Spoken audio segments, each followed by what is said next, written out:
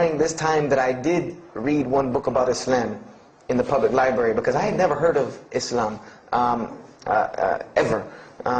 But I remember I was looking in the religious section in the library at school, and there was a book about Islam, and or it was in the library, the public library, and I remember it was some title like "Why I'm Not a Muslim," or some, you know, one of these titles that was propagandistic against Islam, but I had no idea. So I just took the book and I read it, and I remember it said that Muslims, M-O-S-L-E-M-S, and any of you knowing Arabic knows that's a very derogatory word. A Muslim is someone who oppresses someone else. That's a very quick sleight of the pen that was used in the past for a very real purpose. It said that Muslims were people who worshipped a moon god named Allah, who lived in a box in the desert in Saudi Arabia, and they were oppressive to women.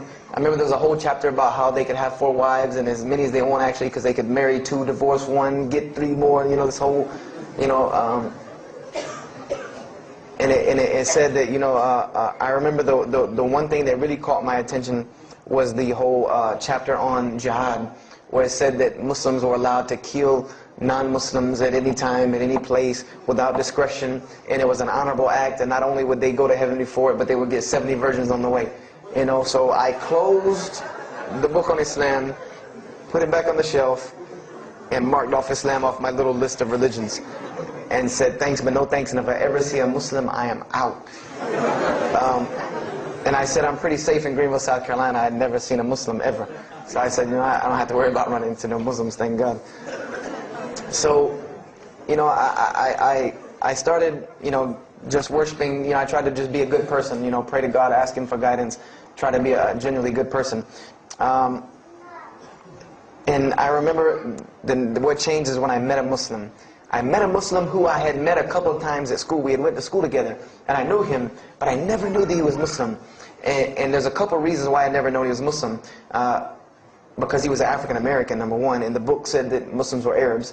And number two, I didn't know, you know, I thought Muslims ran around, you know, marrying as many women as they want and killing non-Muslims. I didn't know that they could also be part-time drug dealers. So I didn't know, I never knew that this guy was Muslim. I didn't put 2 and 2 together. So we were at his house one day, and me and my other friend, the one that, you know, I got into a lot of trouble with, I'm trying to keep him out of trouble now. We were at his house, and we were debating something about religion. I forget what even the topic was, but you know, you had 2 teenagers thinking they know everything. And I was trying to explain something to him about the Bible. And that guy came in and was listening. He said, "Have you ever heard of Islam?" I said, "Yes, I've heard all about Islam." He was like, "Okay, so what do you think of it?" I said, "What do you mean what I think of it? That's probably the worst religion I've ever seen on the face of the planet." He's like, "Why?" And he's like, "I'm a Muslim." I was like, "Man, stop playing."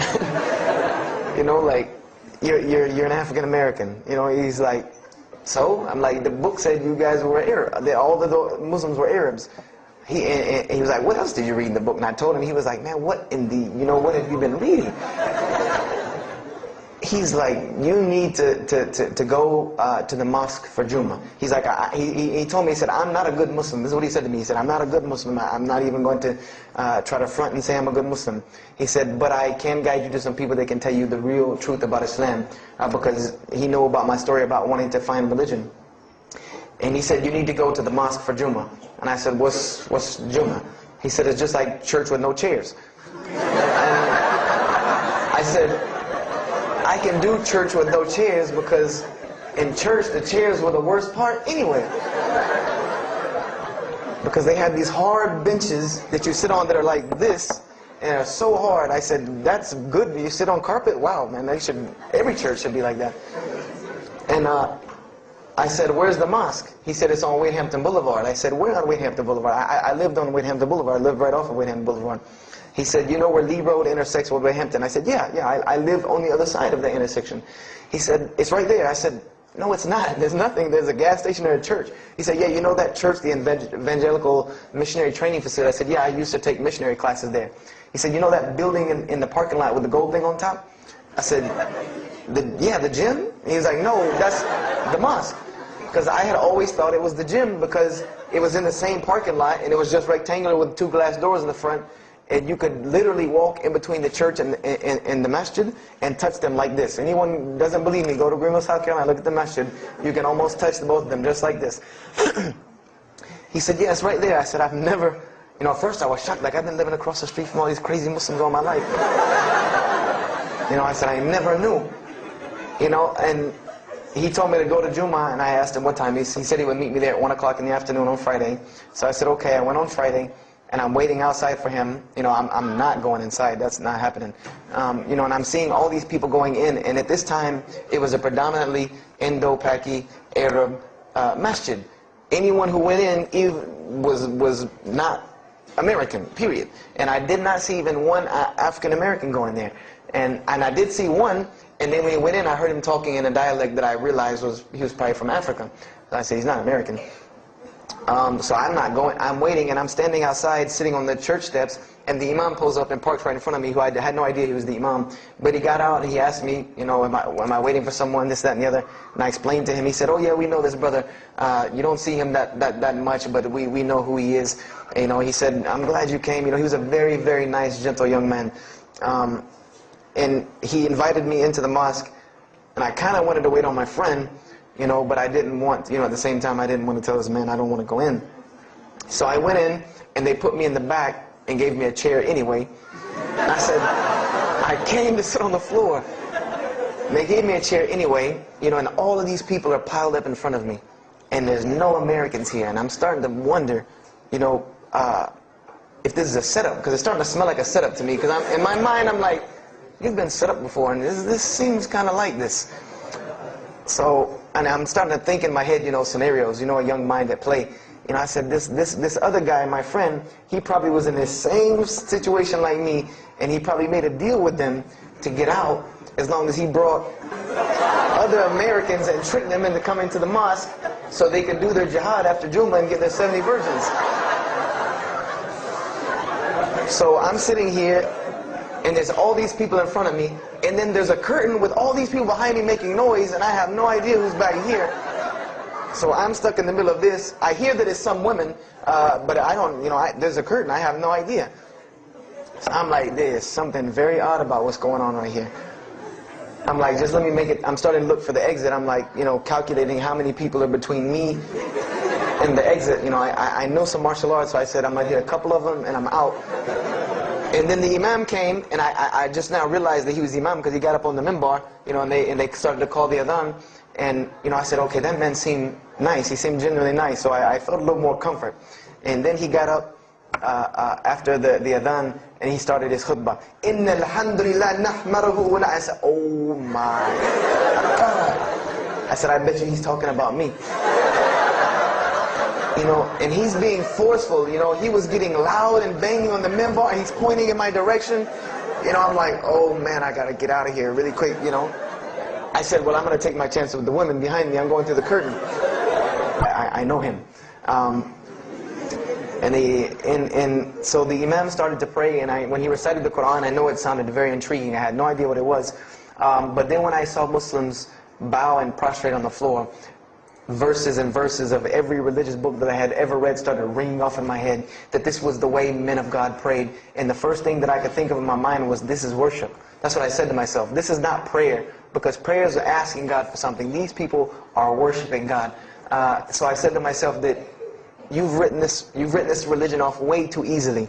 I thought I was a much more open-minded person than that, and I was ashamed of myself that I had written it off with just one little book. I had put all these studies into the other religions. I read this one thing about Islam and was done. So I went to the imam after Jummah. He talked to me, and I would have to say that I was probably a little bit rude with him. And I've asked him to forgive me. I saw him a few years later. I said, you got to forgive me for the first time you saw me. Because he started telling me, would you like to know a little bit more about, he had a very heavy accent. He was an Egyptian brother.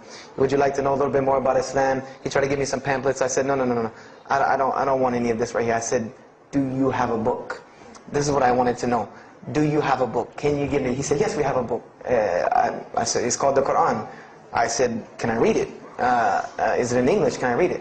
He said, sure, you can read it. And then he tried to explain it to me a little bit how it came by. I said, nah, Just give me the book, because the book should speak for itself. So I took the Quran home, and on Friday night I started to read it, because this is a book I had never seen before. And I was very interested. So I went home and I opened the Quran, and I read the Fatiha. It seemed to me kind of like the Lord's Prayer. You know, it was a little similar to what I found in the Bible. But then I started to read Surah Al-Baqarah. I started to read Surah Al-Imran. And I started to see names that I had seen before. I started to see names like Abraham, Moses, David, Jesus, Yahya, John the Baptist, Zechariah, Mary. And I said, I know all of these names, but there was something different about these people in this book. The prophets that I found in the Bible were people that were deplorable, of not very good character. These same men in the Quran were someone who were at the highest echelon of moral character and moral fiber. They were someone that was an example to be followed because they lived the message that they preached. Therefore, they were able to be followed and emulated. So I read all of these chapters, and I read the story of Jesus, peace be upon him, because when I saw the name Jesus first, that really intrigued me. I wanted to see, what does this book have to say about Jesus?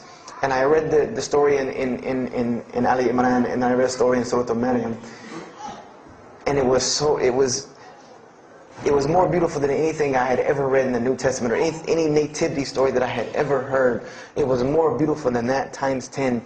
I remember the only thing that I could capture in my mind was the miracle of how, because in the Bible you never really figure out the conflict of how Mary gets over this finger pointing at her about her coming with a baby and she's not married. There's no real end to that. There's no real defense for her from this in the New Testament. But the Quran is so explicit and so clear that Jesus' first miracle was to speak from the womb, to speak as a baby and defend the honor of his mother. Something that you cannot deny, something that you cannot deny about her, who Mary was, when you have this baby speaking on her behalf. So I would say I read the Quran entirely in 3 days. But that first night, after I had made it through Surah Al-Imran, my heart was already given to this book.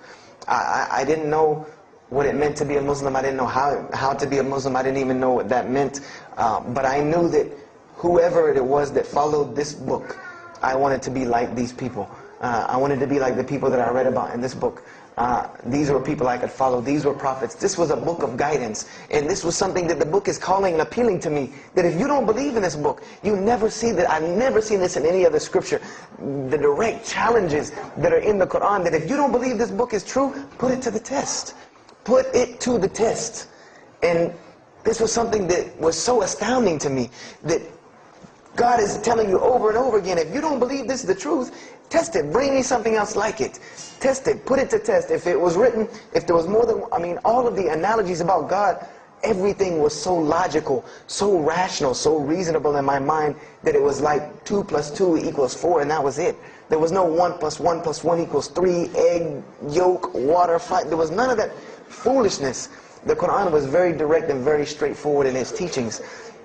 So I gave my heart to Islam that night in my living room, reading the Quran, and I cried and cried, that I had been looking for the truth all this time, had searched all this way, and it was right across the street from my